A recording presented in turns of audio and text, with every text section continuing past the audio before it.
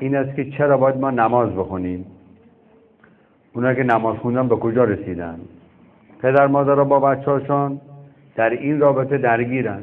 بلند شو برو نماز بخون، این میگه ولش کن الان خوابم میاد، خستم، حالا بعداً کنکور مهمتره، تست، درس.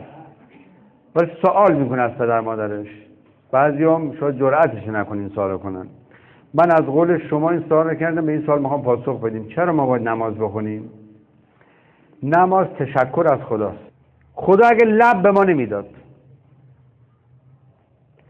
کوچیک بودید نمیتونستید بمکید و بخورید، میباز با سرنگ تو حلقتان میریختن یا با شلنگ میریختن تو حلقتان.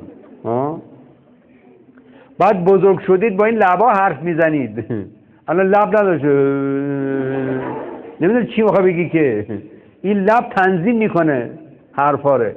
قدیم میگفتم ب مثلا میخواد بگی میم مثلا، گو آقا لبا میچسبه کم میشه، این تنظیم کننده است. این مثلا چیزی میزنن از این بگید آره این تنظیم کننده است. این لب این تنظیم کننده است. هیچ بوسه اون دیگه نبود. آدم پدرش رو ببوسد، مادرش رو ببوسد، چقدر دیگه نبود دیگه، همه چی. این لب چقدر خوبه. حالا من که میدونم برای چی میخندید شما.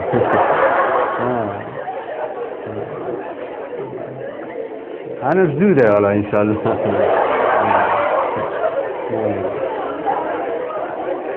خب خدا داده برای یه چیز خوب